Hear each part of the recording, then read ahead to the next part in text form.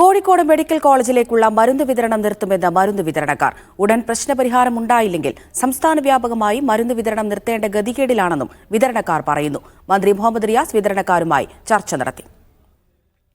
9 മാസത്തെ കുടിശ്ശികയായി 90 കോടിയിലേറെ രൂപയാണ് വിതരണക്കാർക്ക് ലഭിക്കാനുള്ളത്.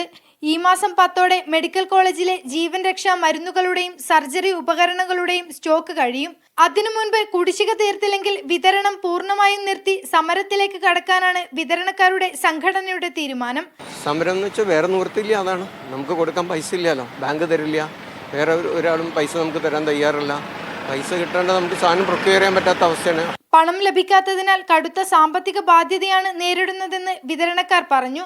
All Kerala chemist and druggist അസോസിയേഷന് കീഴിലെ 70ഓളം വിതരണക്കാർ മെഡിക്കൽ കോളേജ് അധികൃതരെ സമീപിച്ചു. ആരോഗ്യവകുപ്പ് പ്രിൻസിപ്പൽ സെക്രട്ടറിക്കും മെഡിക്കൽ കോളേജ് സൂപ്രണ്ടിനും കത്ത് നൽകിയിട്ടുണ്ട്. റീച്ചുള്ള സ്ഥലങ്ങൾ വരെ നമ്മൾ സംസാരിച്ചു കഴിഞ്ഞിട്ടുണ്ട്. അപ്പോൾ അവരെല്ലാം പറയുന്നത് നമ്മൾ പരിഗണിക്കാം, നോക്കാമെന്ന് പറയാമെന്നല്ലാണ്ട് കിട്ടിയിട്ടില്ല. ഇപ്പോൾ ഓരോ ആളുകൾക്കും കിട്ടാനുള്ളത് ലക്ഷങ്ങളും കോടികളാണ്. മരുന്ന് വിതരണം നിർത്തിയാൽ അത് മെഡിക്കൽ കോളേജിനെ ആശ്രയിക്കുന്ന സാധാരണ രോഗികളെയാകും വലയ്ക്കുക. സംസ്ഥാനത്തുടനീളം വിതരണക്കാർക്ക് വലിയ കുടിശ്ശികയാണ് വരുത്തിയിട്ടുള്ളത്. എത്രയും വേഗം പരിഹാരം കണ്ടില്ലെങ്കിൽ സംസ്ഥാന വ്യാപകമായി സമരത്തിലേക്ക് നീങ്ങാനുള്ള തീരുമാനത്തിലാണ് സംഘടനകൾ. മീഡിയ 1 കോഴിക്കോട്.